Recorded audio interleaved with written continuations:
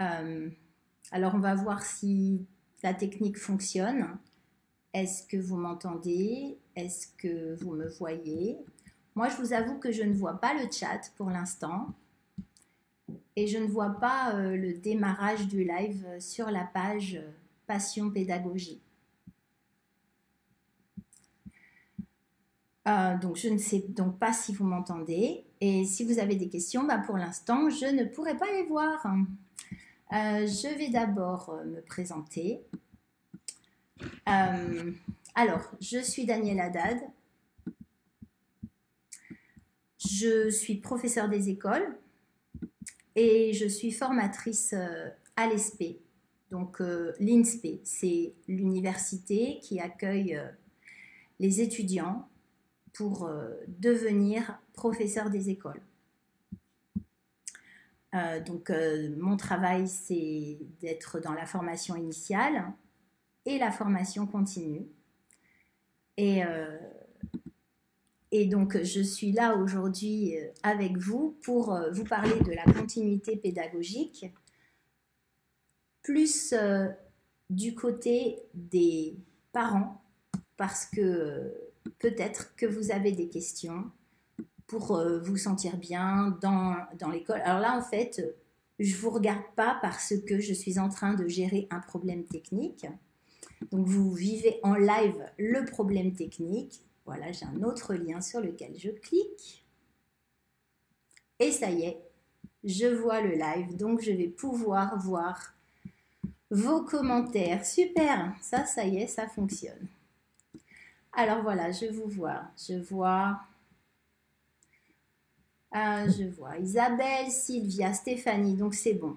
Voilà, vous m'entendez, vous me voyez. Je suis désolée pour ce début un petit peu chaotique, mais maintenant c'est bon. Je vais boire un petit peu d'eau parce que c'est ma façon de gérer mon stress et je vous avoue que je suis en stress.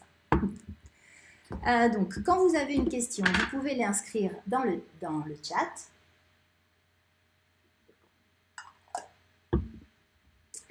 Et moi, j'ai prévu un certain point à développer et bien sûr, je m'adapterai aux questions que vous vous posez pour vous permettre de vous sentir bien à la maison, avec vos enfants, avec les apprentissages, avec l'école. Voilà. Ok. Donc, le but de ce live, c'est vraiment de faire en sorte de bien vivre l'école à la maison. C'est quelque chose qui est nouveau pour tout le monde en fait.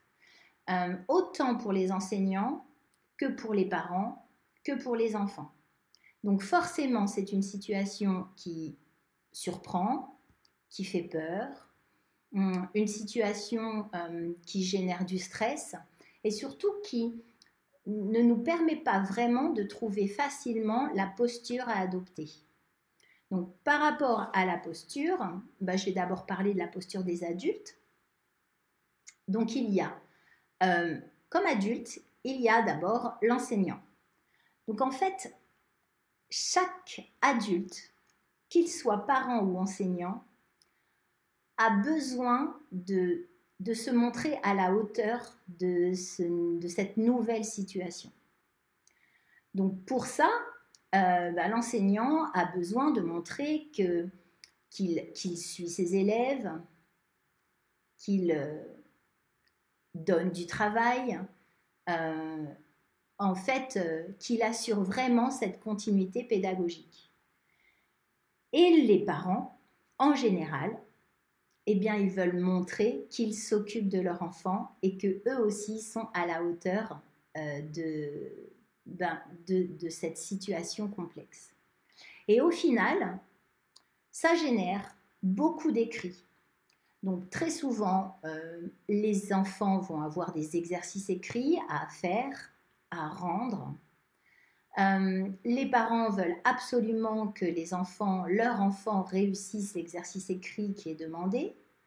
Donc un investissement vraiment très fort parce que on n'a pas très envie qu'ils se trompent, parce que s'ils se trompent, quelle est l'image qu'on va peut-être envoyer de ce qui se passe à la maison. Et donc, on va peut-être être plus, je ne vais pas dire sévère, mais plus exigeant. Peut-être même qu'on aura envie d'aider l'enfant, mais au-delà de l'aide qu'il convient d'apporter pour que l'enfant reste en situation d'apprentissage.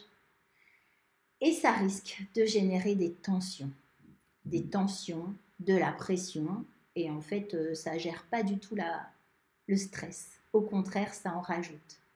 Et entre les adultes, là, qui génèrent de la tension et de la pression, quelle est la place de l'enfant? Et l'enfant, il peut être inondé de travail, il peut être malmené parce qu'il ne comprend pas, parce qu'il n'a pas envie de le faire, parce qu'il est fatigué, parce que ses copains lui manquent, parce que la classe lui manque. Et au final, ça génère peut-être, ça c'est ce que je projette, hein. Après vous me dites si je me trompe ou pas. Au final, ça génère des conflits, des psychodrames, du refus, un sentiment d'incompétence. Alors un sentiment d'incompétence peut-être pour l'enfant qui a l'impression de ne pas réussir, mais aussi au niveau des parents peut-être, qui voient qu'ils n'ont pas réussi à faire en sorte que leur enfant fasse le travail proposé. Donc au final, ça paraît être une situation difficile à vivre et dans laquelle on est un petit peu emprisonné parce que la peur de l'un rebondit sur la peur de l'autre qui génère la frustration de l'un et la frustration de l'autre et donc la colère de l'un et peut-être la colère de l'autre. L'idée, c'est de trouver un moyen pour que ça soit plus fluide, plus détendu et que plutôt que de générer du stress et de la tension, que ça génère plutôt un échange, un partage et une coopération. Donc pour moi, donc Sylvia me dit que c'est tout à fait ce qui se passe, donc ça me rassure un petit peu par rapport à la projection que je fais. En tout cas, pour l'avoir vécu en tant que maman quand mes enfants étaient petits, c'est vrai que ce n'est pas facile en tant que parent de changer de posture et c'est la raison pour laquelle les devoirs sont interdits depuis 1900. Alors, je ne me rappelle plus de la date exacte, mais c'est 1950, je crois, dans les années 50. Donc, les devoirs sont interdits pour plein de raisons. Parce que le rôle de l'enseignement n'appartient pas aux parents. Il y a des formations pour ça. Et quand moi, en tant que parent, j'essaye de me mettre dans la place d'un enseignant, eh bien forcément, je vais avoir des maladresses, je vais avoir de l'impatience et ça ne peut pas aider. Donc, pour moi, la solution, enfin, une des solutions que je propose, c'est de faire confiance. Alors, pour moi, la confiance, c'est vraiment le point le plus important. Mais confiance en qui? Alors déjà, confiance en soi-même. Si moi, je suis parent, il faut que j'ai confiance dans le fait que je fais de mon mieux. Et donc, déjà, ça va me rassurer. Quoi qu'il se passe, j'ai le droit de me tromper, j'ai le droit à l'erreur, je fais de mon mieux et c'est grâce à l'erreur en fait que parce que je vais accepter de me tromper que tout va aller de façon plus fluide. Déjà, en tant que parent, je me fais confiance. Donc Sophie rappelle que c'est 1956 l'interdiction des devoirs à la maison et pourtant c'est pas, enfin, on ne peut pas dire que cette loi soit vraiment appliquée parce que souvent, justement, les parents sont en demande de travail à faire à la maison pour avoir une impression peut-être d'être intégrés dans l'enseignement, dans la vie de leur enfant, parce que quand même leur enfant passe 6 heures par jour à l'école, 9 mois par an, c'est une grande partie de leur vie. Et donc peut-être qu'avoir des devoirs à faire à la maison, ça permet aux parents de se sentir présents dans cette période-là de la journée et de la vie de l'enfant. Donc, alors, Adeline dit qu'elle a instruit 7 enfants. Bon, c'est super. En même temps, je sais que quand on est maman de plein d'enfants, on a forcément des réflexes, on a forcément des attitudes qui nous permettent de les accompagner. Et puis, je sais aussi que l'instruction à la maison, ça apporte bien d'autres choses que l'instruction à l'école. Déjà parce qu'à la maison, c'est la vraie vie. Et dans la vraie vie, on apprend de base. Et oui, je vais devoir apprendre des notions, je vais devoir avoir des connaissances, je vais devoir avoir de la culture. Et ce que j'enseigne, moi, en formation initiale, c'est une façon de mettre les choses en œuvre pour que l'enfant prenne plaisir à apprendre. Donc, on va travailler différents courants de pédagogie. En même temps, si j'ai il y a aussi une grande part de bon sens. Je peux très bien, avec des lectures, m'intéresser à plein de choses. Et donc, oui, effectivement, je peux ne pas être enseignante et savoir instruire mes enfants, c'est clair. Par contre, ce que dit Sophie, là, m'intéresse beaucoup, parce que l'enjeu affectif qu'il y a avec mes enfants n'est pas le même enjeu qu'il y a avec des élèves, donc des enfants qui ne sont pas les miens.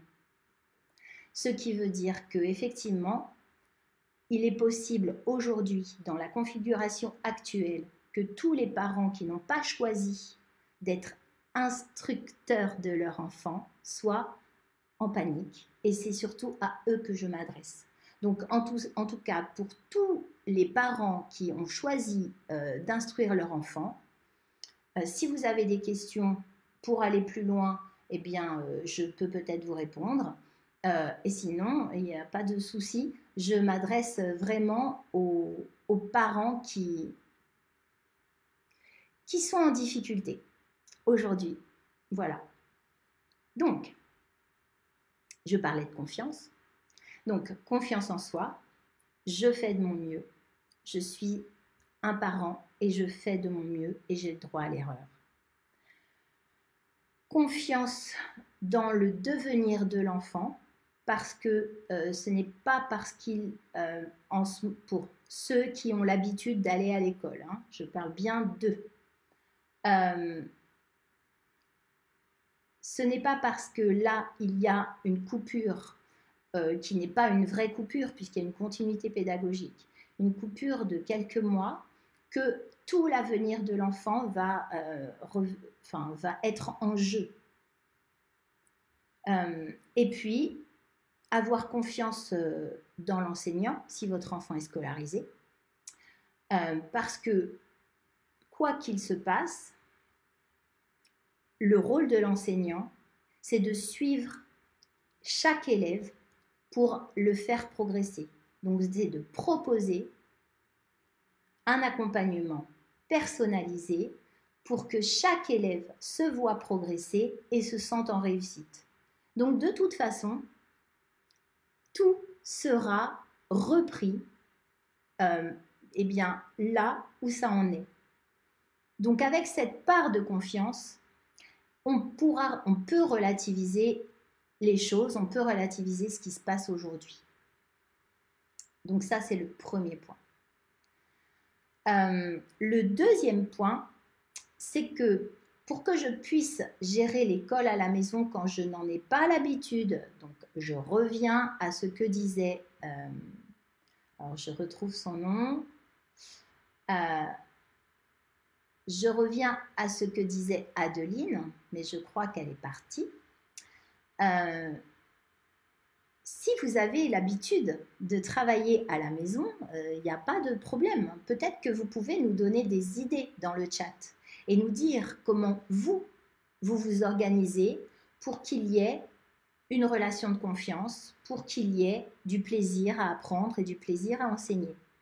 Mais là, vraiment, je m'adresse aux parents qui n'ont pas choisi d'instruire leur enfant à la maison, qui ont choisi de les inscrire à l'école et qui se retrouvent là depuis mi-mars à devoir gérer la continuité pédagogique tant bien que mal. Voilà, donc c'est vraiment à eux que je m'adresse. Oui, je vois qu'Adeline est partie fâchée, mais c'est pas grave, parce qu'il est possible que je l'ai blessée, et si c'est ça, j'en suis désolée. Donc c'est pour ça que je revois mon discours et que je précise à quel public je m'adresse sans jamais oser porter un jugement sur qui que ce soit et sur quoi que ce soit. Donc voilà, au moins, je peux remettre les choses en place. Donc, première chose, contexte extrêmement difficile, inhabituel, anxiogène, possibilité d'avoir besoin de prouver que on est à la hauteur. Et ce besoin de prouver qu'on est à la hauteur va générer beaucoup de travail, beaucoup de tension, beaucoup d'exigences. Et c'est l'enfant qui est au milieu de tout ça et qui va devoir gérer. Donc, une des solutions que j'ai proposées, c'est la confiance. Confiance en soi, confiance dans le prof, confiance dans l'enfant et dans son avenir. 2 mois dans sa vie ne peuvent pas nuire à l'avenir qui était potentiellement tracé. Si il ne se sent pas blessé et s'il ne se sent pas en perte de confiance lui-même. Alors, je lis le commentaire de Christelle qui dit que un de ses 3 garçons est en boule sur la table et commence chaque séance par « il y a trop de trucs, je comprends rien ». Bah oui, bah c'est normal, il y a trop de trucs. Et rien que le fait de voir trop de trucs, ben, ça donne pas envie. Hein. Ça donne vraiment pas envie. Alors, comment gérer le travail à la maison? On va en venir. Moi, je vois aussi les commentaires de Sophie. Hein. Je vais y revenir, Sophie, sur tout ce qui se passe à la maison. Qu'est-ce que ça enseigne? Qu'est-ce que ça apprend? Et donc, la confiance en soi, c'est vraiment quelque chose à cultiver, à travailler et pour se faire confiance, se donner le droit à l'erreur. Si je me donne le droit à l'erreur, alors j'accepterai que mon enfant fasse des erreurs aussi et ce ne sera pas un drame. Donc, ce sera quand même plus tranquille. Alors, pour gérer le travail à la maison, moi déjà, je voudrais parler du sens. Le sens qu'on donne à l'école. À l'école ou à l'instruction en général. Donc, pourquoi l'instruction est obligatoire? Et c'est l'instruction qui est obligatoire, c'est pas l'école. Pourquoi l'instruction est obligatoire? Bien déjà parce que pour que l'enfant devienne un citoyen solide, on doit lui enseigner l'autonomie, lui donner de la culture, lui donner des connaissances. Et grâce à ces 3 points, il va pouvoir trouver sa place. Donc, en fin de compte, si j'enseigne l'autonomie, si je donne de la culture et si je donne des connaissances, j'aide mon enfant à grandir. Sauf qu'il n'y a pas beaucoup de personnes, adultes comme enfants, qui ont conscience du rôle de l'instruction, du sens qu'on peut donner à l'école. Parce que, en fait, très souvent, ça se limite au travail à faire.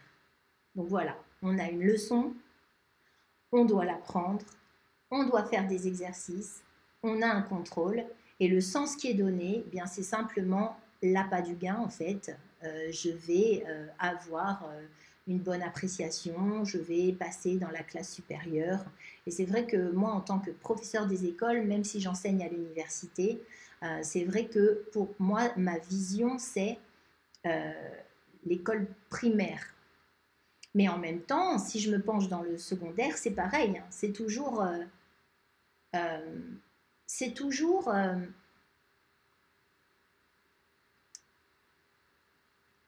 on est à la recherche d'un moyen qui nous paraît être le but.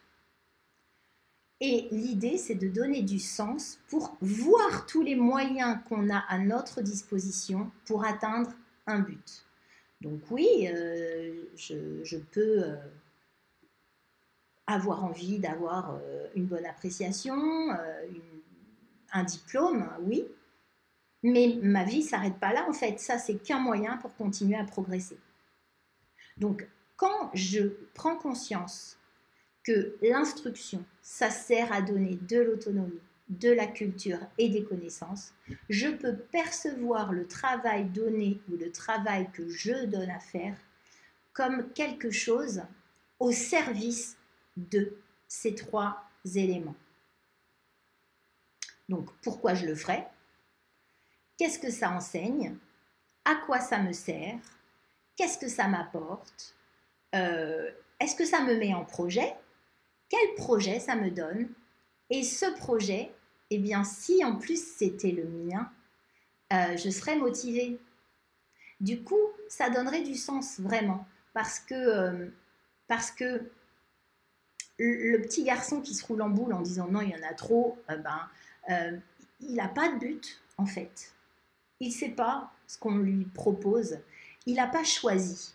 Et il y a un besoin d'autonomie qui est là, où l'enfant a besoin d'avoir envie de faire les choses, et c'est à nous, adultes, de lui donner envie.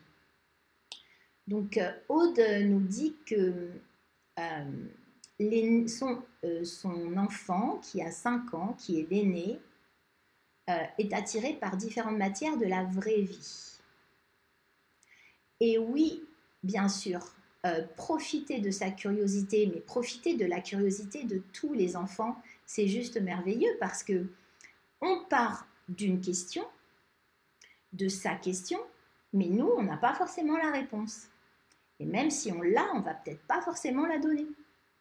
Et on va chercher ensemble. Donc on va devenir partenaires pour aller chercher les réponses aux questions qu'il pose pour lui permettre d'assouvir ses envies, sa curiosité et d'apprendre.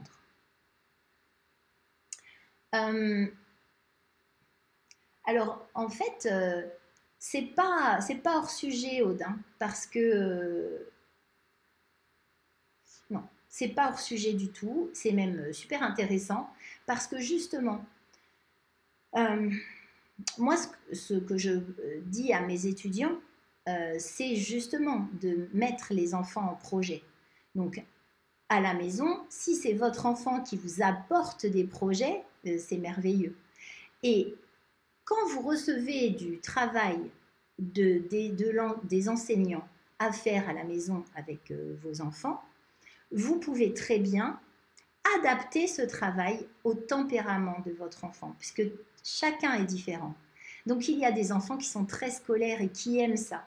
Et que plutôt que de se rouler en boule en disant non, je ne veux pas le faire, il y en a trop, ils vont être ravis. Ce sont des enfants, vous savez, qui jouent à la maîtresse, qui aiment écrire, qui aiment réfléchir, résoudre des problèmes. Donc là, vous n'avez pas de questions à vous poser puisqu'il n'y a pas de psychodrame en vue. Par contre, pour d'autres enfants, il va falloir peut-être trouver des modalités différentes pour arriver au même résultat. Mais peut-être qu'un travail sur feuille, je peux trouver un moyen de le rendre ludique parce que je vais demander de dessiner ou de découper ou d'avoir du matériel à manipuler parce que vous voyez qu'à distance, c'est complexe de proposer des situations de manipulation puisqu'il va falloir s'adapter à l'environnement de l'enfant, de la maison de l'enfant. Donc, Partir des questions, partir des besoins, partir de la curiosité de l'enfant, c'est parfait. De là, vous pouvez proposer des recherches, des constructions, des maquettes, des lectures, et ça va répondre, et ça va donner de la culture, et ça va donner des connaissances. Maintenant, je suis toujours sur le commentaire de Aude. Elle dit, peut-on laisser une petite marge de manœuvre à l'enfant sans forcément coller au programme scolaire? Alors, le programme scolaire est sur 3 ans par cycle.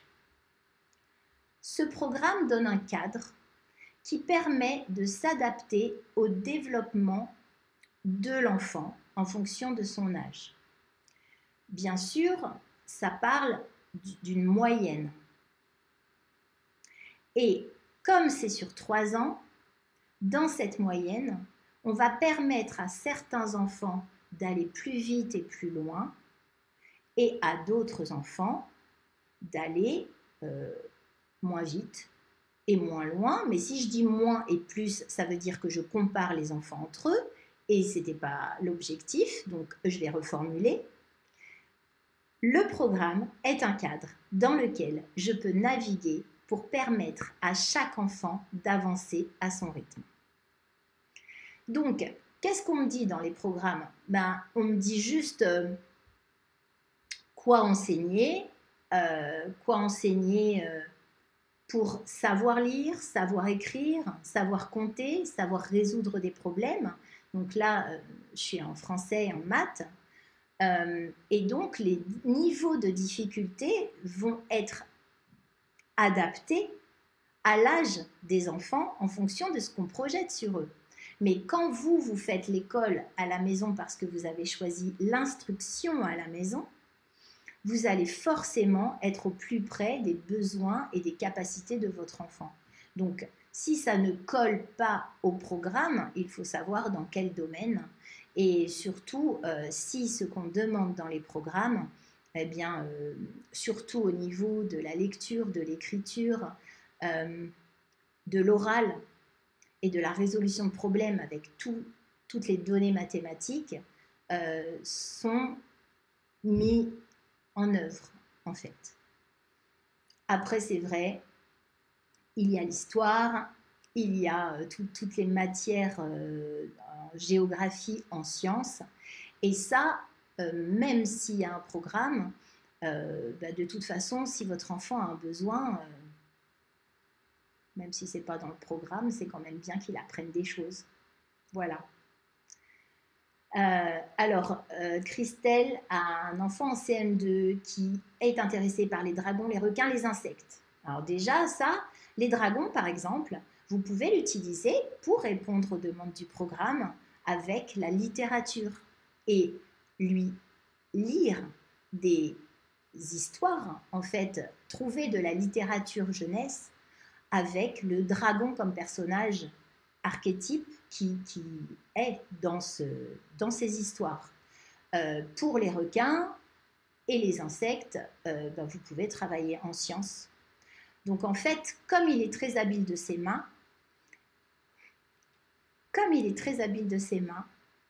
vous pouvez lui faire de la conjugaison, des mathématiques, en manipulant, en fabriquant, avec du matériel, avec des pliages, avec du collage. En fait, il y a plein de choses à faire. Mais alors là, du coup, je vous oriente vers un livre qui est édité chez Retz et qui s'appelle « Guide pour enseigner autrement selon la théorie des intelligences multiples », où là, on vous propose comment enseigner une notion de 8 façons différentes, justement pour répondre aux besoins de chaque enfant, puisque personne n'a la même façon de traiter l'information. Donc ça, c'est une possibilité. Alors, je vais revenir sur ce que dit Céline. Je reviens tout de suite sur ce que dit Céline. Déjà, donner du sens. Donc, Donner du sens, c'est effectivement s'appuyer sur les centres d'intérêt de l'enfant, sur ses passions, sur ses questions, sur ses capacités. Ensuite, savoir pourquoi on fait le travail. Ce n'est qu'un moyen pour atteindre un but. Mais quel est le but? Moi, si je vous mets sur une ligne de départ et que je vous dis de courir, ben, vous allez sûrement me demander pourquoi. C'est quoi le but? Et si je ne vous en donne pas, ben, peut-être que vous allez me dire non, j'ai pas envie de courir. Mais si je vous dis que c'est pour vous préparer à faire une escalade pour grimper en haut d'une montagne dont vous rêvez depuis votre plus tendre enfance, alors là oui, vous allez être motivé et puis vous allez commencer à vous entraîner à courir pour avoir une bonne forme physique, pour pouvoir atteindre votre but. Donc c'est vraiment ça qui est important, c'est de savoir que tous les exercices qu'on donne ne sont que des moyens pour atteindre un but. Quel est ce but? Ce but doit convenir à votre enfant. Ce but doit lui faire briller les yeux. Et donc, il va être motivé. Ça, c'est vraiment important. Ensuite, comment je vais faire ce travail? Est-ce que je vais le faire à l'oral? Parce que ce n'est pas parce que j'ai une feuille devant moi que je dois obligatoirement remplir la feuille. On peut discuter. Il peut donner les réponses à l'oral. Je peux, moi, écrire les réponses qu'il me donne s'il a du mal avec l'écrit. Donc, est-ce que je le fais à l'oral? Est-ce que je le fais à l'écrit? Est-ce que je le fais en jouant? Là, on parle de faire de la conjugaison sous forme de jeu. Ben oui, je peux faire de la conjugaison sous forme de jeu. Il y a des mots croisés, des mots mêlés. Je peux faire un baccalauréat avec tous les temps de conjugaison. Je peux aussi, en fait, quand on dit relié à ses passions, c'est qu'effectivement, il y a des thèmes que je peux réutiliser pour travailler des connaissances qui ne plaisent pas vraiment au départ parce qu'il n'y a pas de sens. Pour moi, la vraie vie est source d'apprentissage et d'enseignement. Donc, j'ai un exercice de mathématiques. Peut-être que je peux faire de la cuisine pour travailler les unités de mesure, par exemple, ou la proportionnalité. Je peux ranger avec mes enfants leurs jouets dans leur chambre ou leurs livres. Et là, on va travailler le classement, peut-être le classement par couleur, par taille, par forme ou par ordre alphabétique ou par thématique. Et donc là, vous voyez que j'engage un enseignement tout en faisant quelque chose de courant dans ma vie de tous les jours. Donc là, on peut être friand de situations qu'on vit tout le temps et on peut y associer des connaissances, de la culture, des savoir-faire et des attitudes à enseigner et à transmettre. Ensuite, quand le faire? Et là, donc, je vais reprendre, je crois que quand le faire, attendez, je remonte dans les commentaires parce que j'avais vu quelqu'un qui disait que la journée était découpée, mais je ne sais plus qui l'a dit. Bon, c'est pas grave. Quelqu'un a proposé de découper la journée. Et oui, quand j'ai un programme que je construis avec mon enfant, j'ai un contrat qui se met en place. Donc voilà la journée. Quand tu te lèves, il se passe ça. Et puis après, on peut prendre 1 heure tous les deux pour travailler sur des notions, je vais mettre le mot scolaire, mais des notions, un travail à faire.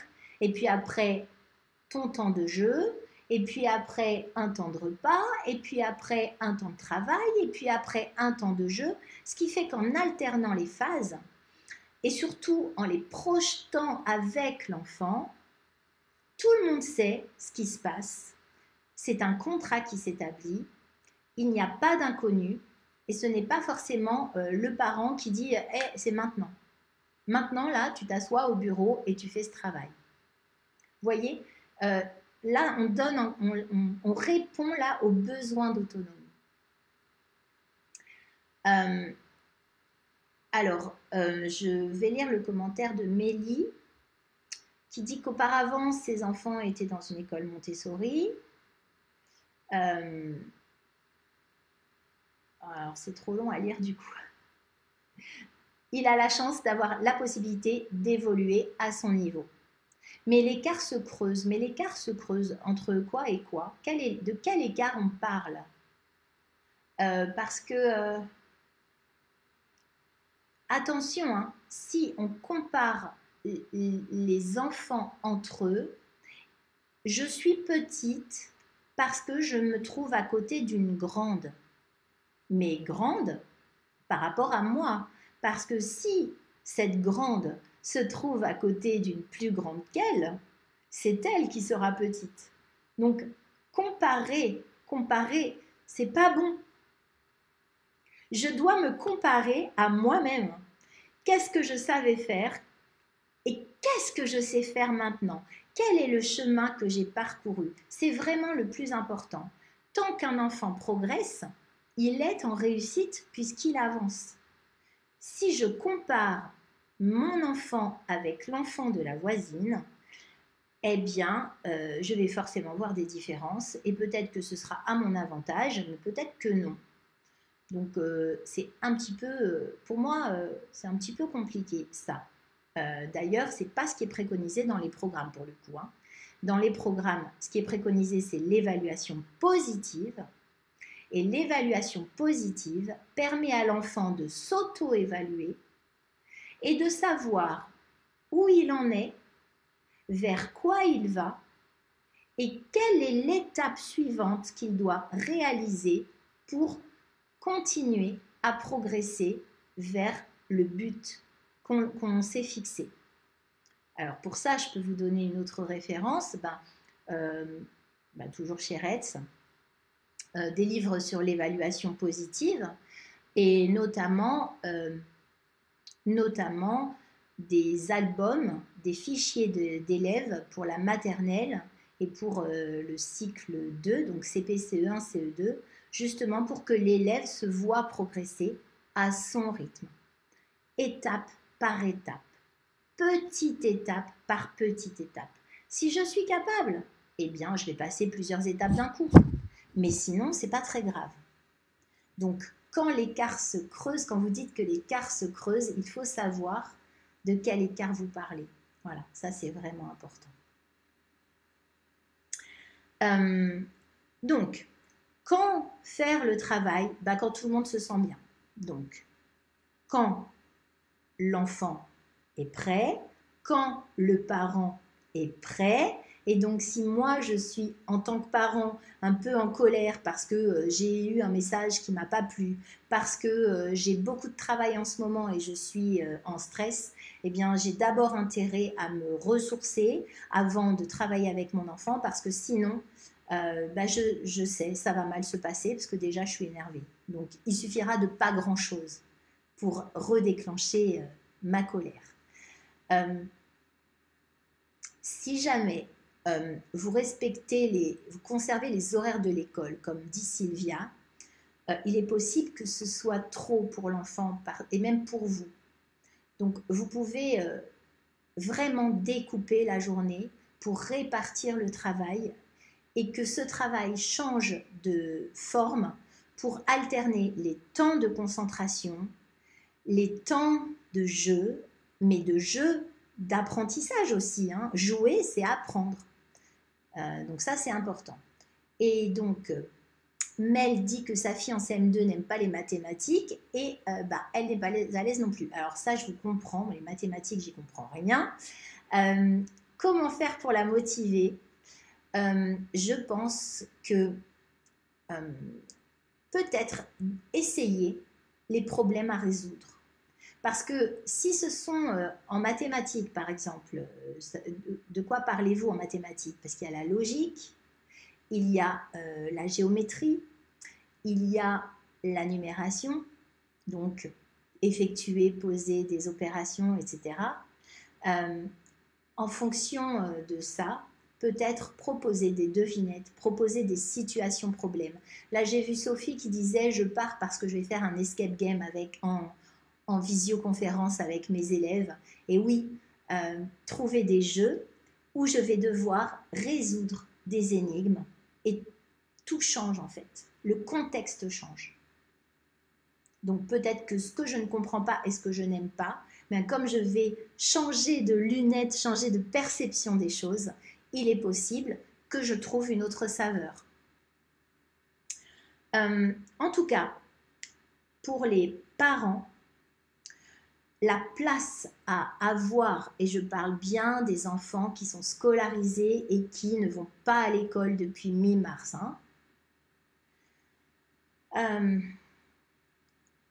pour les parents, la place, c'est d'accompagner l'enfant. Ce n'est pas de faire le travail à la place de l'enfant pour répondre aux besoins de l'enseignant. C'est vraiment d'accompagner l'enfant, de réfléchir avec lui, comme si on n'avait pas la réponse, de chercher ensemble potentiellement, de poser des questions et d'accepter que le travail rendu à l'enseignant ne soit pas parfait, d'accepter les erreurs parce que ce ne sont pas les parents qui doivent corriger en fait. L'enseignant, quand l'enseignant va recevoir le travail de l'enfant et qu'il va pouvoir voir les erreurs et donc quelles corrections apporter, il saura quoi proposer par la suite ou comment aider l'enfant. Et donc, chacun peut garder son rôle. Pour les enfants qui sont 10, je pense qu'il y a un lien qui est paru dans les commentaires, justement, pour aller vers une vidéo qui parle plus de ça. Moi, je vous avoue que je ne suis pas enseignante spécialisée et que je ne peux pas vous répondre par rapport au problème 10. Par contre, aujourd'hui, il a 14 ans, il ne sait pas ce qu'il veut faire. Peut-être déjà savoir ce qui le passionne sans se soucier des difficultés que pourrait générer son problème 10. Déjà, qu'est-ce que je veux faire? Qu'est-ce qui me passionne? Si jamais j'avais tous les moyens en ma possession, quel serait mon rêve? Et là déjà, peut-être qu'il peut se mettre en projet. Mais si je dis, bah voilà, j'ai ces difficultés, qu'est-ce qui me reste? C'est par défaut, quoi. Du coup, j'ai pas d'envie. Du coup, j'ai pas de passion. Bah, du coup, je suis frustrée. Du coup, c'est pas marrant. Voilà, c'est ce que je peux vous répondre, Sylvie. Oublier les obstacles et se dire, si je pouvais tout faire, qu'est-ce que j'aurais vraiment envie de faire? Et peut-être que ça pourra déclencher des rencontres, un parcours possible, des gens qui ont des troubles 10 et qui font déjà ce métier, connaître leur parcours, savoir comment ils sont arrivés là et donc donner de l'inspiration. Donc ça, pour moi, c'est un moyen. Alors maintenant, on a vu qu'on pouvait proposer plein d'activités courantes qu'on fait tous les jours. Donc faire la cuisine, ranger la maison. Je peux prendre du temps pour lire des histoires à mes élèves, à mes enfants. Rien que de lire, de leur raconter, même si ce n'est pas demandé par l'enseignant pour mes enfants scolarisés, je leur enseigne des éléments de culture, de littérature, et donc je suis déjà en français et peut-être même en maths parce qu'on va anticiper la suite, on va raconter ce que pense le personnage, on va organiser la trame de l'histoire, donc je vais faire travailler la logique. Donc je peux lire des histoires, je peux leur demander d'écrire. Pour les enfants qui savent écrire, je peux leur demander d'écrire ce qu'ils veulent, comme ils veulent, sans corriger quoi que ce soit. Parce que du coup, là, ça va libérer l'écriture et je suis encore en français.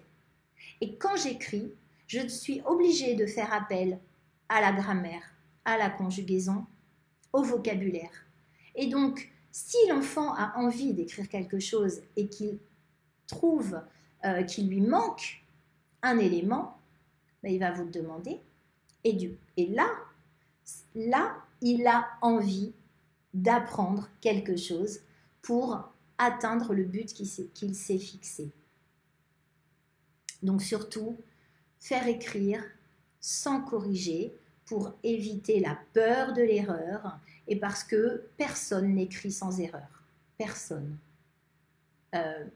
Je suis prof et je crie en faisant des erreurs. Et je dois me relire avant d'envoyer un mail. Je dois me relire avant d'envoyer une lettre parce que le cerveau ne peut pas tout retenir et que quand je pose mon attention sur le contenu de ce que je veux dire, en fait, le contenu du message, eh bien, je ne peux pas avoir mon attention aussi sur toutes les règles de grammaire, de conjugaison et d'orthographe. Donc, dans un premier temps, si votre enfant écrit et qu'il se fait plaisir parce qu'il invente une histoire, parce qu'il écrit à quelqu'un qu'il aime et qui est loin de lui depuis tout ce temps, parce qu'il veut envoyer bref, il écrit pour se faire plaisir.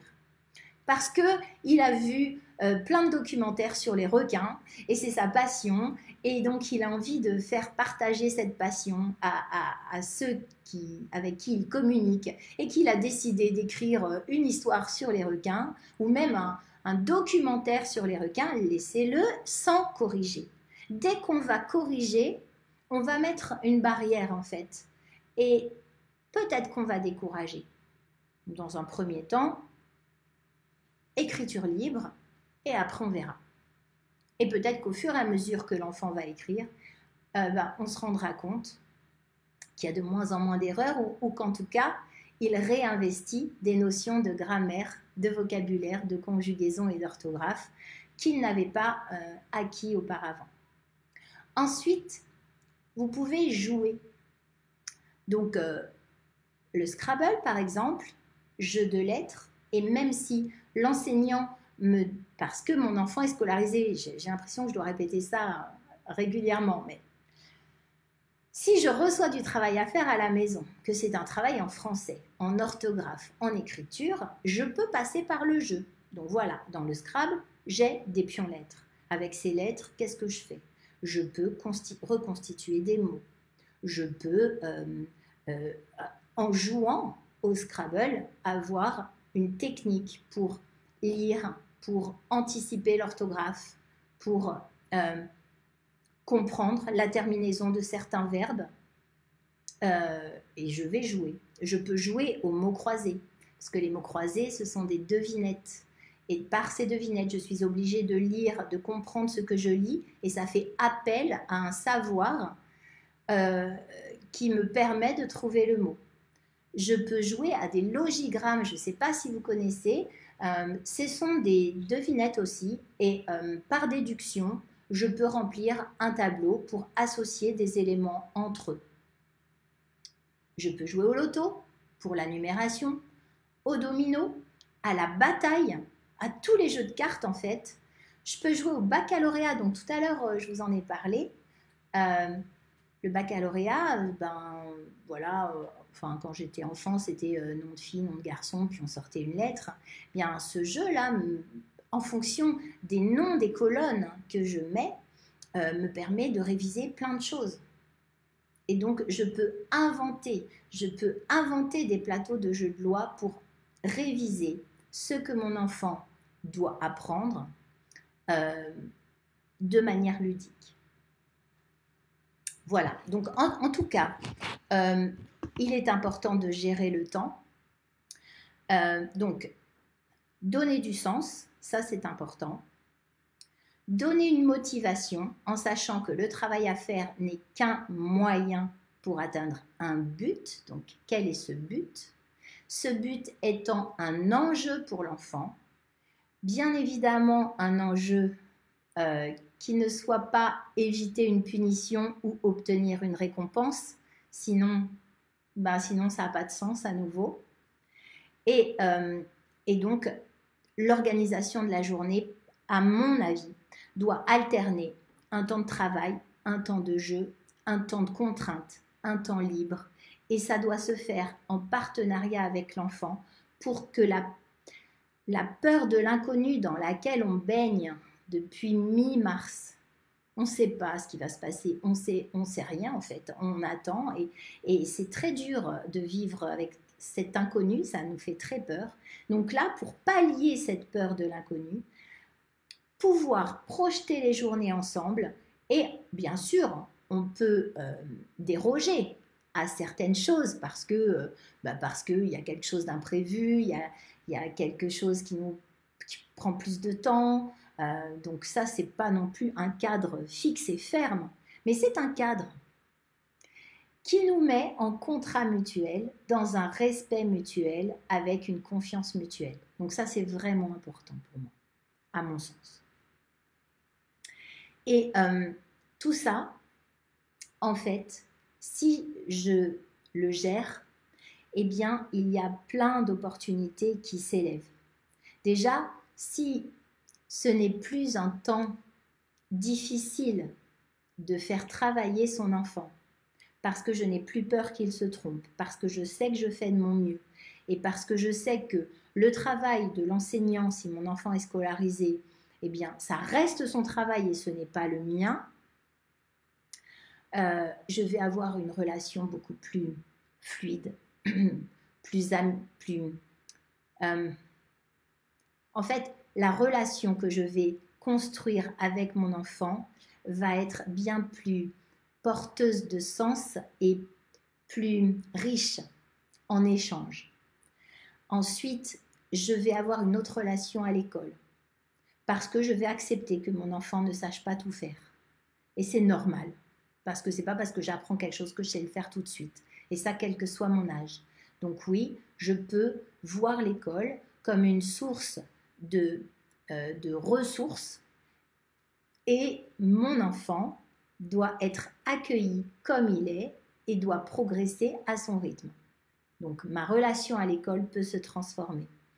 Je peux aussi être partenaire avec l'enseignant.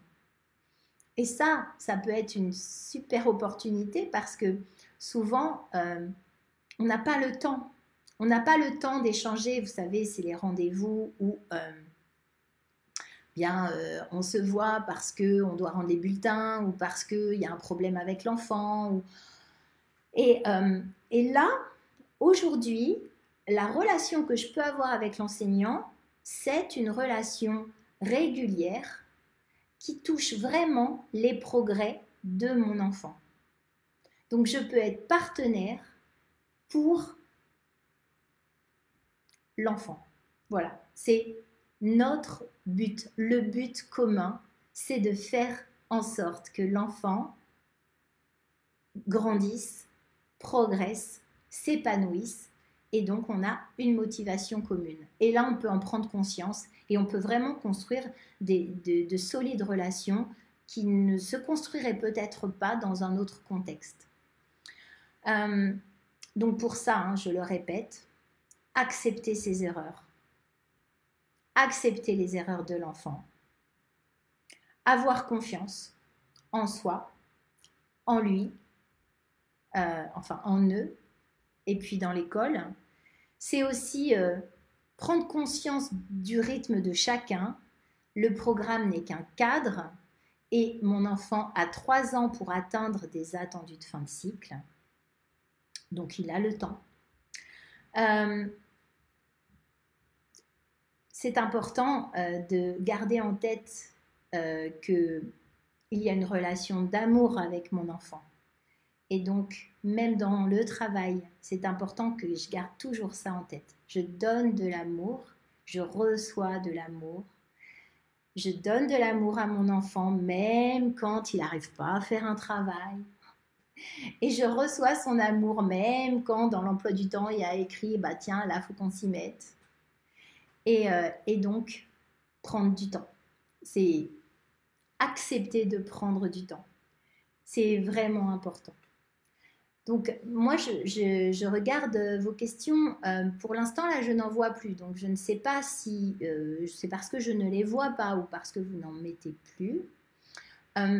Moi, je récapitule les points que j'ai voulu voir avec vous. Je répète que je m'adressais aux parents qui vont scolariser leur enfant et qui se trouvent démunis face à cette continuité pédagogique, enfin qui se trouvaient démunis, parce que j'espère que j'ai donné des clés. Il est évident que pour les parents qui ont choisi l'instruction à la maison, ça ne change pas leur organisation, puisqu'ils ont déjà l'habitude de mettre en place des éléments d'organisation, d'enseignement, d'apprentissage à la maison. Donc là, moi, je n'étais pas de grande aide pour eux. C'était plutôt eux qui pouvaient apporter une aide en donnant leurs astuces. Moi, j'ai voulu là vous montrer qu'il y a une énorme importance à donner du sens à tout ce qui se fait sans avoir de sens et de motivation. Je n'ai pas d'envie. Donc, donner du sens, choisir des modalités pour travailler, que ce soit par le jeu, que ce soit à l'oral, que ce soit à l'écrit, organiser la journée pour que chaque besoin soit respecté, que les besoins de chacun soient respectés, et donner du sens aux activités quotidiennes pour rendre nos enfants partenaires et que quand ils font des choses avec nous, eh bien, on puisse en profiter pour travailler des connaissances et de la culture. Alors, si ça peut vous intéresser, donc moi, j'ai donné 3 références. J'ai donné Guide pour enseigner autrement selon la théorie des intelligences multiples, qui vous permettent de voir comment proposer la même notion à apprendre, mais de 8 façons différentes parce qu'il y a plusieurs façons de traiter l'information. Je vous ai parlé de l'évaluation positive avec un ouvrage chez Retz qui s'appelle Enseigner avec l'évaluation positive et un fichier d'élèves pour la maternelle et un fichier d'élèves pour le cycle 2, qui peut permettre de comprendre comment l'enfant va avancer pas à pas vers un attendu de fin de cycle. Et donc, c'est pas très grave s'il se trompe et c'est pas très grave s'il n'a pas le même rythme que son voisin.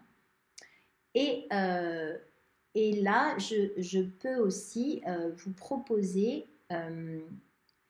d'aller faire un tour sur ma chaîne YouTube parce qu'il y a une vidéo avec un jeu pour mémoriser. Donc, par exemple, si votre enfant doit apprendre ses tables de multiplication, ben, je vous propose un jeu de cartes à construire avec lui. S'il doit apprendre en histoire des dates, des événements, ce même jeu peut servir à ça. Donc ça peut être utile. Je propose aussi comment donner de la culture par le biais de la poésie. Et donc, il est possible que vous ayez des ressources qui vous aident. En tout cas, si vous avez des questions là, je suis à votre écoute. Moi, la dernière question que je vois, c'est celle de Sylvie. Donc, s'il y en a d'autres, je ne les vois pas. Je vais attendre un tout petit peu, mais en tout cas, si vous avez d'autres questions, moi, ce que je peux faire, c'est les voir ensuite en dessous du live pour pouvoir vous répondre dans le chat après. Voilà. Donc, j'attends un petit peu pour savoir comment ça se passe. Ok, donc là, il n'y a plus de questions. Merci. Merci d'avoir été là. Merci pour vos questions. Moi, je reste de toute façon à votre écoute. On peut se retrouver donc dans les commentaires ensuite. Et on peut se retrouver sur la chaîne YouTube si vous avez besoin d'autres ressources. Ah ben Christelle, vous attendez les réponses à quoi? Ça y est, je vois votre... Christelle, est-ce que vous aviez une question à poser avant que j'arrête ce live? J'attends un petit peu.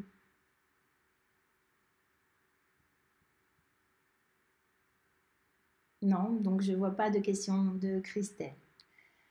Bon, je vous remercie pour votre écoute, je vous remercie pour vos questions, pour notre échange. Je vous souhaite plein de bonnes choses et je vous souhaite surtout beaucoup d'amour partagé, même dans le travail, avec vos enfants et surtout des moments de complicité. C'est vraiment ce que j'espère. À très bientôt. Au revoir.